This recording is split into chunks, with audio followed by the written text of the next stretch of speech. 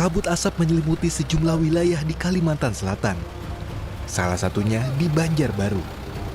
Jarak pandang terbatas, membuat kendaraan yang melintas tengah kabut asap nyaris tak terlihat. Hanya cahaya samar lampu depan maupun belakang kendaraan.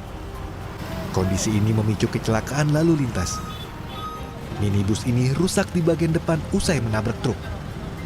Demi keselamatan bersama, warga berinisiatif turun ke jalan, menembus kabut asap, ikut atur lalu lintas. Tabrakan mobil kan mobil Avanza ini merujuk mobil truk gitu. Ini gara-gara kabut asap kah ramenya? Gara-gara kabut asap nih Pak ini. Nah, karena ini hutan-hutan nalan tuh habis terbakar semua jadi. Di titik lainnya, warga bersama anggota TNI bahu-membahu berupaya memadamkan titik api mengandalkan sumber air terdekat. Seorang warga mengaku frustasi. Cemas jika karhutla merembet ke permukiman. Sangat mengkhawatirkan. Kami kalau ada bantuan-bantuan dari pemadam-pemadam kayak ini sudah pasrah Pak. Khawatir banget. Pemerintah Kota Banjarbaru menyebut upaya pemadaman karhutla terus dilakukan, termasuk mencegah titik api. Jadi untuk kebakaran lahan ini kita sudah berupaya untuk mencegahnya dan juga mungkin memadamkannya.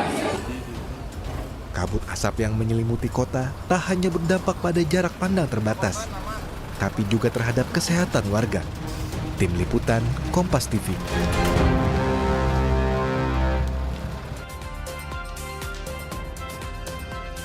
Saudara, lalu di mana saja titik panas yang dapat memicu kebakaran lahan khususnya di sejumlah daerah Indonesia? Kita tanyakan pada Dina Ike Ayu, Prakirawan BMKG. Selamat pagi, Mbak Dina. Selamat pagi, Mbak Okta. Ya, Mbak Dina, jadi menurut BMKG ini dari pantauannya titik panas mana saja yang memicu kebakaran hutan dan lahan? Baik, untuk update pagi ini ya Mbak, tercatat di seluruh Indonesia titik hotspot dengan tingkat kepercayaan tinggi berjumlah 694, di mana dominasi terbesarnya itu memang ada di Pulau Kalimantan. Adapun rinciannya untuk Kalimantan Barat 224 titik panas, kemudian untuk Kalimantan Tengah 113, Kalimantan Timur 80 dan Kalimantan Selatan 25 titik panas. Oke, lantas tadi kan dikatakan paling banyak di Kalimantan dengan keseluruhan 694 di Indonesia. Apa penyebabnya, Mbak Dina? Hal ini mungkin banyak faktor yang menyebabkannya, Mbak. Pertama kalau dari sisi cuaca, memang saat ini untuk pertumbuhan awan sendiri untuk wilayah Indonesia secara umum memang masih sangat minim, bahkan untuk sepekan ke depan. Oke, nah selain dari Kalimantan, daerah lain mungkin Mbak Dina, apakah di Pulau Jawa atau di mana? Baik, untuk daerah lain juga masih terpantau ya Mbak ya, di Pulau Jawa juga terpantau meskipun memang jumlahnya sangat jauh dibandingkan dengan yang ada di Kalimantan. Oke, ini berarti penyebabnya atau diperparahnya pure karena cuaca kah Mbak Dina atau ada bisa penyebab lain? Bisa jadi mungkin karena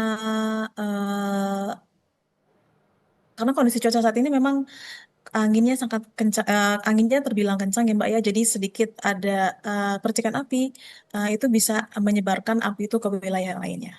Oke, Mbak Dina, ini kan juga cuaca dan juga kabut asap ini tentunya mengganggu aktivitas dari masyarakat. Menurut BMKG, ini akan terjadi sampai berapa lama Mbak Dina?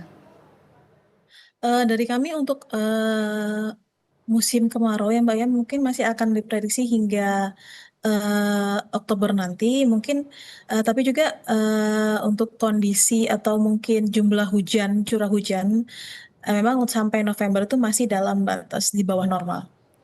Oke, Mbak Dina, selain tadi cuaca, apakah kondisi angin juga mempengaruhi? Betul sekali. Oke, itu terutama kalau di Kalimantan sendiri, apakah besar begitu atau bagaimana? Mungkin bisa dijelaskan, Mbak Dina?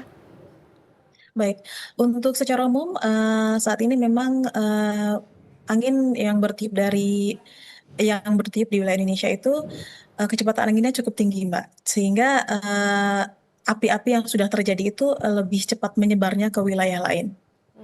Oke, Mbak Dina, dengan kondisi demikian tidak hanya angin, cuaca, begitu seberapa luas sebenarnya wilayah Kalimantan yang masuk kategori bisa rawan kebakaran atau dalam kondisi yang kritis? Jika ditanya tentang seberapa luas, mungkin informasi ini tidak bisa kami berikan ya Mbak, karena kami memang sekupnya hanya terbatas di kondisi cuaca maupun pantauan titik panas saja. Oke, di kondisi saat ini, Mbak Dina, lantas dari pantauan BMKG, konsentrasi titik paling tinggi tadi kalau dikatakan di Kalimantan, apakah ada pola peningkatan kira-kira dalam beberapa mungkin hitungan hari ataupun minggu-minggu terakhir ini? Baik, sebenarnya kalau dilihat dari hari sebelumnya Mbak ya, seperti di Kalimantan Barat, Kalimantan Tengah, Kalimantan Timur, dan Kalimantan Selatan sebenarnya sudah sedikit menurun jika dibandingkan hari kemarin. Namun ketika kita berbicara apakah untuk beberapa hari ke depan potensi peningkatan titik panas itu masih akan terjadi, jawaban dari kami iya, karena juga memang pertumbuhan awan di wilayah Kalimantan secara umum masih cukup minim. Kalaupun terjadi hujan, itu juga hujannya belum merata dan kondisinya dan hujan yang terjadi itu masih dalam intensitas ringan. Oke, Mbak Dina, ini kan titik panasnya bahkan dikatakan kabut asap juga sudah menyeberang bahkan sampai ke negara tetangga Malaysia. Adakah peluang merambat lagi ke wilayah-wilayah lain? Kalau untuk sebaran asapnya Mbak ya, karena memang pola angin itu bertiup dari arah selatan Indonesia menuju ke arah utara, tentunya negara-negara tetangga yang berada di utara wilayah Indonesia eh, berpotensi terkena sebaran asap dari wilayah-wilayah kita. Tentu ini kan juga Mbak Dina, Karhutla juga mendekat ke permukiman. Apa anjuran BMKG bagi masyarakat di sana terutama?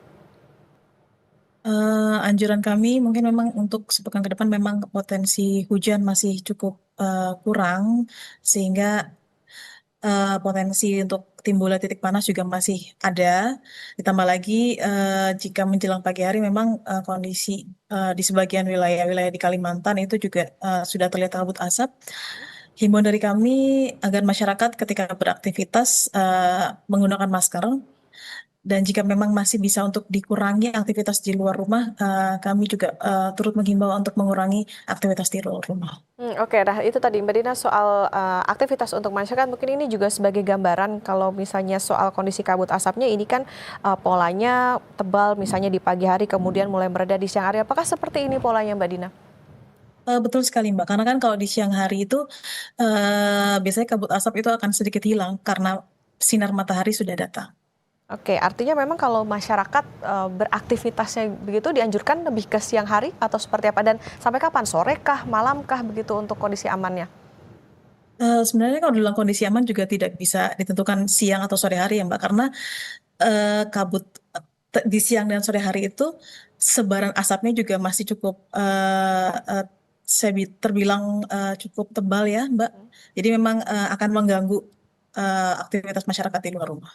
Oke, baik. Tentu ini harus menjadi catatan juga bagi masyarakat maupun juga pemerintah setempat soal bagaimana pola dari kabut asap tersebut dan juga kita harapkan semoga penanganannya tidak semakin membuat meluas begitu untuk kabut asap maupun juga kebakaran. Terima kasih Dina Ika Ayu, Prakirawan BMKG sudah bersama di Sapa Indonesia Pagi.